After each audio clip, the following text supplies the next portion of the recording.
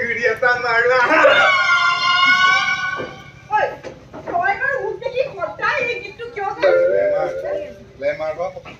ফুলনি মানে বাগিচা বাগিচা মানে ফুলনি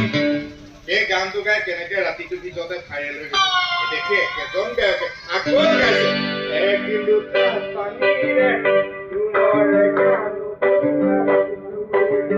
পানীকে দিয়া গ্লেমাৰ হ'ব ঐ গ্লেমাৰ হ'বলে তোৰ হাতত পইচা আছে হা দেৱত জানকি নাথাকিলে গ্লেমাৰ হোৱাৰ সপোন দেখি লাভ নাই অ দেহাজা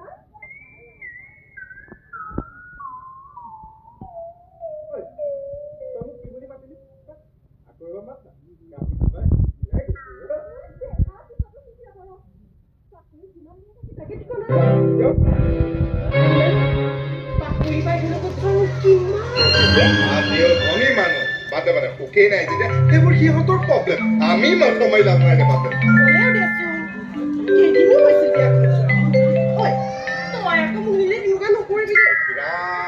তহঁতৰ মাইকী মানুহৰ এইটো বৰ বেয়া স্বভাৱ বৰ লেতেৰাকে সন্দেহ কৰ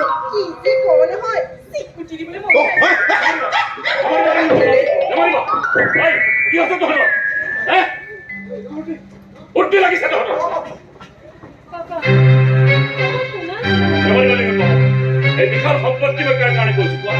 মাৰৰ মৃত্যুৰ পাছত একমাত্ৰ তোমাৰ মুখলৈ চাই মই দ্বিতীয় বিবাহৰ কথা চিন্তা নকৰিম আজি তুমি মোক সন্দেহ কৰিছা পাপা মোৰ ভুল হৈছে মই কৈছো না তোমাক মাফ কৰি দিয়া পাপা মই আজি একো নিৰ্মলক প্ৰশ্ন কৰিম পুলিচে মেজাজ এটা থাকিল বুলি নিজকে শুদ্ধ বুলি ভবাটো আজি তুমি ঘৰত যাব নালাগে নিৰ্মলে তোমাক নিবলৈ আহে নে নাহে তাকে ক'ত আহিব পাপা বেমাৰী ককাইকক লৈ হস্পিটেল জনাইছে ভুলেই কৰিলো তোমাক সেইখন ঘৰলৈ বিয়া দিয়া ভবা নাছিলো নিৰ্মল ইমান ঠেক মনোবৃত্তি আজিৰ দিনত টকাৰ কাৰ প্ৰয়োজন নাই কোৱা পাপা বিয়া পতাৰ মোৰ ইমান দিন হ'ল তেওঁ ডিউটি আৰু ঘৰ বাহিৰে একোৱে চিনি নাপায় মোক একদিন ক্লাব পাৰ্টিলৈ নাযায় দেখানে সকলো ব্যৱস্থা মই কৰিম আৰু বজাৰত যদি নুবুজে ময়ো কিন্তু অবুজা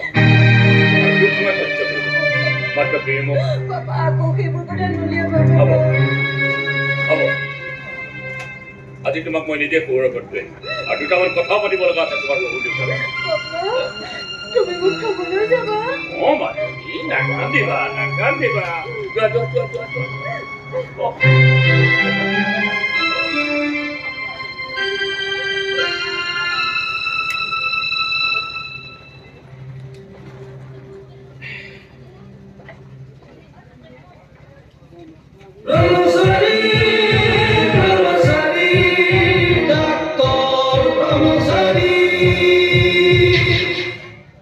ডাক্তৰ ব্ৰহ্মচাৰী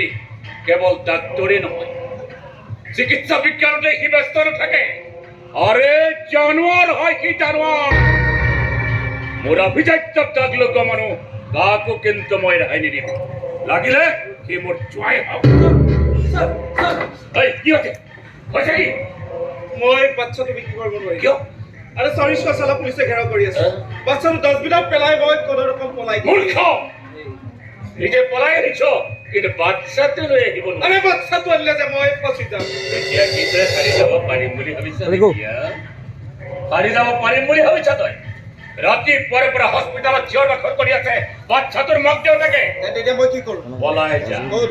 পলাই যা বহুত দূৰলৈ পলাই যা এই এলো টকা এইটো মনত ৰাখিবি কিবা কাৰণত যদি ধৰা পৰ মুখেৰে মোৰ নাম উচ্চাৰণ নকৰা এমাহ জেল হ'ব যা যা যা যা যা বহুত বেয়া কাম কৰি এই কামৰ পৰা মোক মুক্তি দিয়ক নহ'লে কিন্তু মই পুলিচৰ ওচৰত মুক্তি লাগে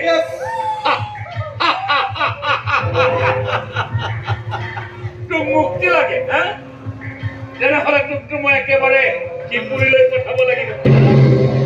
তোকতো মই একেবাৰে শিৱপুৰীলৈ পঠাব লাগিব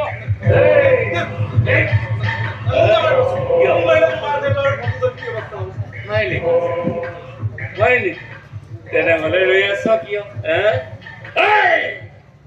পলাই যাওঁ বহুত দূৰলৈ পলাই যাওঁ বহুত দূৰলৈ পলাই যাওঁ ঠিক আছে মই পলাই যাম কিন্তু মোৰ যদি কিবা এটা হ'বলৈ হয় মোৰ কিন্তু ফেমিলিটোক চাম মইতো তহঁতক চাব লাগিব হা? যা, যা, যা।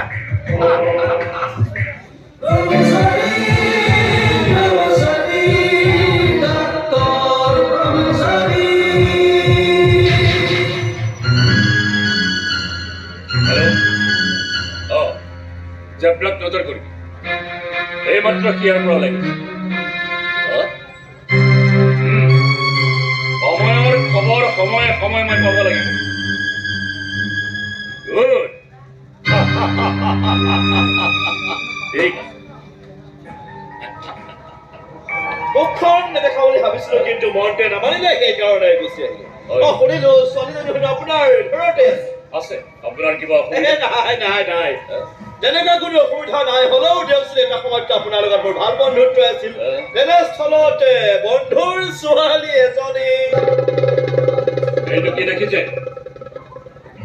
ইয়াৰ আটাইকেইটা গুলি মই আপোনাৰ এটাত সোমোৱাই দিম এয়া কি ডাক্তৰৰ হাতত পিষ্টল আৰু থাকিব লাগিছিল চিৰিঞ্জ আপুনি কেনেকুৱা ডাক্তৰ হে ভালে ভালে কৈছো